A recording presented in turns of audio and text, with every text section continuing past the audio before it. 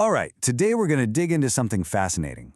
We're about to uncover a way of reading prophecy that was so powerful it actually led to a national catastrophe and so dangerous it was deliberately buried for centuries.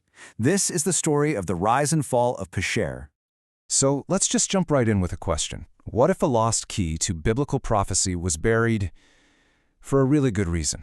And what if finding it wasn't the goal, but actually a warning? Okay, so to understand what was lost, we have to start with what's known. In Jewish tradition, there's this really sophisticated way to read scripture called pardes. It's basically an acronym for 4 different layers of meaning. You've got peshat, which is the simple, plain meaning. Then remez, the allegorical hint. Darash is the moral lesson, the sermon. And finally, sod, the mystical secret. For ages, this has been the bedrock of interpretation. But here's the thing. That system, as complete as it sounds, is missing a piece, a huge piece. There was a 5th method, one that was so powerful and so central to its time that it was intentionally erased. So what was it, and why on earth did they bury it? Well, that missing method was called Pesher, and what it did was radical. Pesher is the art of reading ancient prophecies as direct commentary on what's happening right now. Not the distant future, but today. It made these ancient texts feel, well, electrifyingly alive. But making ancient texts that relevant can be a really dangerous game. Which brings us to our first section, prophecy and catastrophe. We're about to see how this one single method of interpretation fueled not one, but 2 national disasters. And this timeline just lays it all out, doesn't it? The age of Pesher kicks off around 88 BCE with the Qumran community. Yep, the same folks who gave us the Dead Sea Scrolls, they were masters of this method. But look what happens next, the devastating First Jewish-Roman War and then the Bar Kokhba revolt. The rise of Pesher lines up almost perfectly with 2 of the biggest catastrophes in Jewish history. So what was the idea that drove them over the cliff? Well, the source material is pretty clear. The Pesher interpreters were absolutely convinced that the prophet Daniel's 4th kingdom prophecy was about Rome. They read these ancient words and concluded that Rome's destruction wasn't just a future possibility, it was right around the corner. And that belief gave them the confidence to go to war against a global superpower. The cost of being wrong was just staggering. In the Bar Kokhba revolt alone, historians estimate that over 500,000 Jews were killed. I mean, think about that. This wasn't just a bad prediction, it was a national tragedy, and it was fueled by a specific way of reading prophecy. As our source material puts it, prophecy, it turned out, was a double-edged sword. The very thing that gave them so much hope became the weapon of their own destruction. And so the rabbis made a decision. They basically surgically removed Pesher from their interpretive toolkit. They buried it. But, buried things have a way of not staying buried. So let's jump forward about 1,500 years and watch how this exact same pattern of disappointment repeats itself in a totally new context. Suddenly, the pattern pops up again, this time in Protestant Christianity. In 1844, a preacher named William Miller used incredibly detailed calculations, which is really a form of Pesher, to predict Christ's return. When the day came and went, his thousands of followers experienced what became known forever as the Great Disappointment. And the pattern just kept going.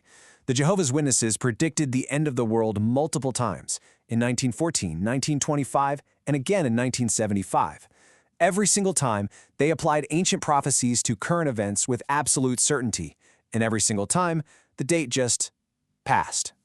And I'm sure many of us remember this one. In 2011, Harold Camping was all over the news for his mathematical certainty that Judgment Day was going to be May 21st. The day passed, and, well, the world just kept turning. It's the same pattern, playing out and over and over and over again. And this slide just perfectly illustrates the problem.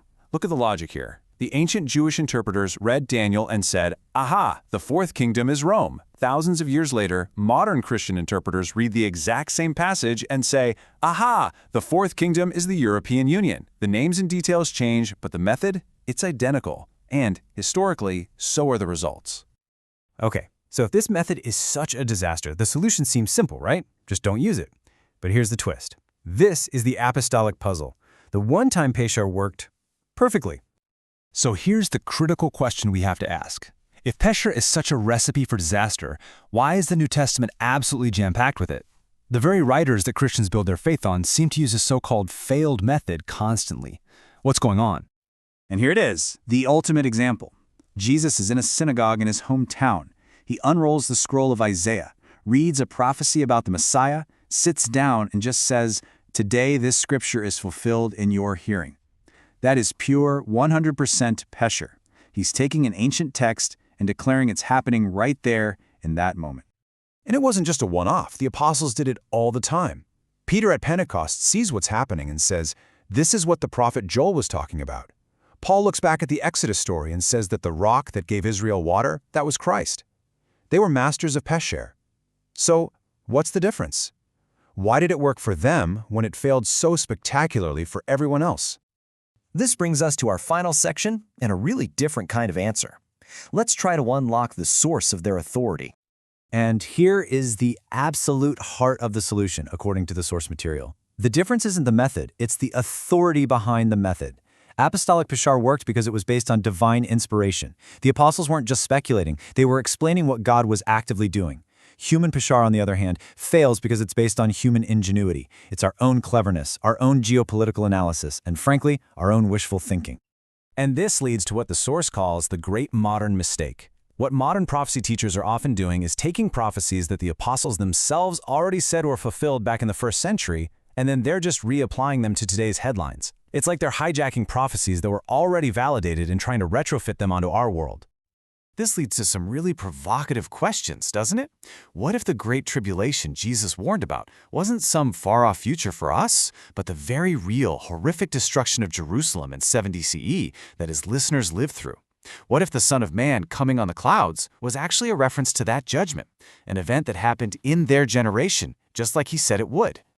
Ultimately, the source material leaves us with a challenge. It's a call to have the humility to just let the New Testament writers speak for themselves, to stop automatically assuming their prophecies are all about us, and instead to actually listen when they tell us what was fulfilled in their own time. Which leaves us with this final kind of unsettling question to chew on. By constantly scanning the news, trying to map ancient prophecies onto our world, are we actually trying to predict a future that, according to the apostles themselves, has already passed?